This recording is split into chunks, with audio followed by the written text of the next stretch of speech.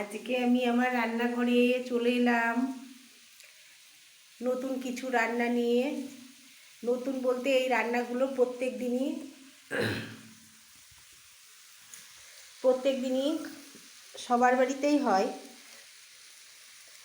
এই যে উচ্ছেগুলো ভাজছি কম তেল দিয়ে, যাতে শরীরের দিক থেকে ভালো। বেশি তেল খাওয়া তো ঠিক না। এই যে উচ্ছেগুলো কাটার আগে ভালো করে ধুয়ে নিলাম, ধুয়ে নিয়ে কড়া গরম করে রেখে দিলাম। আর উচ্ছেগুলো গোল গোল করে কেটে জল ঝরিয়ে গরম তেলের ওপরে দিয়ে হালকা লবণ হলুদ দিয়ে সামান্য জলে ছিটে দিয়ে ঢাকা দিয়ে দিয়েছিলাম। এই থালাটা দিয়ে ঢাকা দিয়ে দিয়েছিলাম। এখন দেখছি হালকা হালকা হালকা করে সিদ্ধ হয়ে গেছে। এবার হালকা হালকা করে নাড়বো কম ফ্লেমে। নাড়তে নাড়তে নাড়তে নাড়তে উচ্ছে ভাজাটা হয়ে যাবে। দেখুন বন্ধুরা, এর গায়ে কোনো তেল নেই। তেল কম দিয়ে রান্না করলে সবারই সুবিধা আছে। সুবিধা বলতে পেটের দিক থেকে সুবিধা আছে, শরীরের দিক থেকে সুবিধা আছে, কারো কোনো পেটের অসুবিধা হবে না। আমি পাশে আর একটা কড়াই রান্না হচ্ছে। এই যে কড়া গরম করে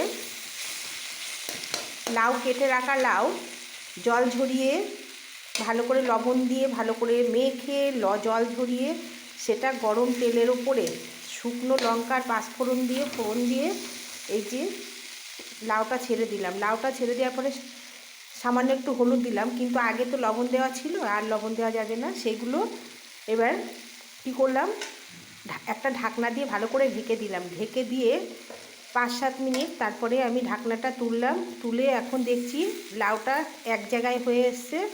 এবার আমি এটাকে হালকা হালকা করে ছড়িয়ে ছড়িয়ে দেব। এইভাবে ছড়িয়ে ছড়িয়ে দেবো। ছড়িয়ে ছড়িয়ে দিলে ফ্লেমটা হালকা দিয়ে রেখেছি। বেশি জোরে ফ্লেম দিলে ওটা কি হবে, জিনিসটা পুড়ে যাবে। আমি এবার হালকা হালকাভাবে নাড়বো আর উল্টাবো। এই দেখেন বন্ধুরা, একটা কিন্তু পুড়িনি, পুড়বেও না, লেগেও যাবে না, কিচ্ছু না। কি সুন্দরভাবে তো হচ্ছে। এইভাবে আমি লাউটা ভাজা করে ফেলবো। এদিকে লাউ ভাজা হচ্ছে আর এদিকে এ কড়াই উচ্ছে ভাজা হচ্ছে। কিন্তু আমার রান্না মানে যতটুক তেল না দিলে নয়, ঠিক সেইভাবে তেল দিয়ে আমি রান্না করছি। কিন্তু সব জিনিস তো তেল কম দিয়ে রান্না যায় না, সেইভাবে বুঝে রান্না করতে হবে। কারণ আমাদের এগুলো নিত্য লাগে, যেগুলো নিত্য, যে উচ্ছে ভাজা, শুক্তো, উচ্ছে সিদ্ধ আমরা যখন খাই, উচ্ছে সিদ্ধটা মাখি না, না মেখে উচ্ছে সিদ্ধটা কি করি, আস্তটা যে সিদ্ধ হয়ে গেলে সেটা আগে গরম ভাত খাওয়ার আগে ওটা দাঁত দিয়ে ওটা চেপে আমরা কামড়ি কামড়ি খেয়ে নিই। আগে খেয়ে নিয়ে তারপরে গরম ভাত খাই। তাহলে কি হলো, আমার ওতে লবণ লাগলো না, তেল লাগলো না, কিছু লাগলো না। আমার পেটটাও ভালো থাকলো, শরীরের সব দিক থেকেই আমার সুবিধা। এইভাবে যদি আপনারা এগুলো নিয়মিত রান্না, ঠিক আছে, এটা কোনো মানে আহামরি যে ভালো কোনো কিছু তা না, এটা নিত্য প্রয়োজনীয় যে জিনিস, সেই জিনিসগুলো এইভাবে যদি আপনারা প্রতিদিন এইভাবে রান্না করেন, সব শরীরের দিক থেকে সব থেকে উপকার। এখন থেকে যদি এইভাবে রান্না করেন আপনারা আমার কথা শুনে, তাহলে দেখবেন আপনাদের কারো কোনো গ্যাসের যদি সমস্যা থাকে, সেই গ্যাসটা আস্তে আস্তে কমে যাবে, গ্যাসের কোনো সমস্যা থাকবে না।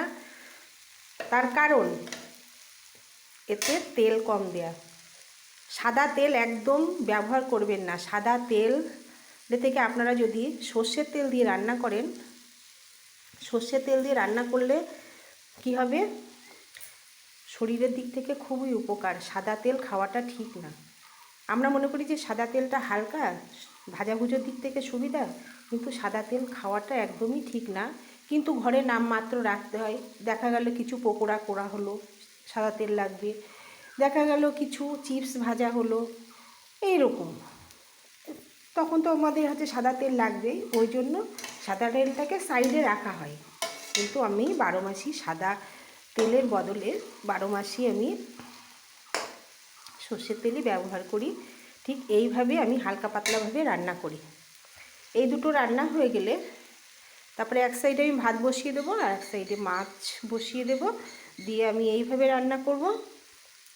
কিন্তু মাছ ভাজার সময় মাছটা অন্তত তেল দিয়ে ভালো করে ভাজতে হবে। মাছটা ভালোভাবে না ভাজা হলে তো খাওয়া যাবে না। সেইভাবে বুঝে রান্না করতে হবে, যেটা আমাদের নিত্য প্রয়োজনীয় জিনিস সেটা। মাছটা ভালোভাবে ভাজলাম বেশি তেল দিয়ে, উচ্ছেটা একটু কম তেল দিয়ে ভাজলাম, লাউটা একটু কম তেল দিয়ে ভাজলাম। মাছের ঝোলে যদি বড়ি দিই, বড়িগুলো একটু ভালোভাবে ভেজে নিতে হবে, কিন্তু অল্প ফ্লেমে। বেশি ফ্লেমে দিলে সে জিনিসটা পুড়ে যাবে, সেটা তো খাওয়া যাবেই না। আর যদিও জোর করে খাওয়া যায় সেটা উপকার নেই তাতে। এইভাবে যদি আপনারা রান্না করেন তাহলে মনে হয় নিত্য প্রয়োজনীয় জিনিসগুলো আমি তুলে ধরি।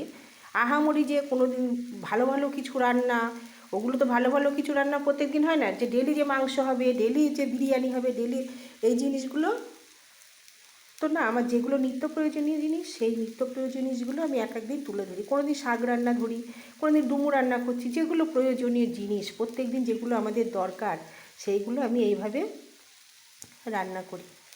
ভালো থাকবেন বন্ধুরা, গুড মর্নিং, সবাই ভালো থাকবেন। আর সারা দিনের মধ্যে সবাই ভালো থাকে, আমি সেটাই কামনা করি। এই বলে আমি আমার ভিডিওটা শেষ করলাম। এই দেখুন বন্ধুরা, ভাজার শেষ পর্যায়ে এসে গিয়েছে। পোড়া পোড়া করে ভাজলে হবে না, আলতো আলতোভাবে নাড়তে হবে, ভাজতে হবে। আর গ্যাসের ফ্লেমটা একদম কমানো আছে।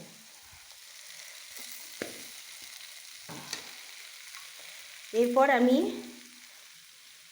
অন্য রান্না নিয়ে চলে আসব।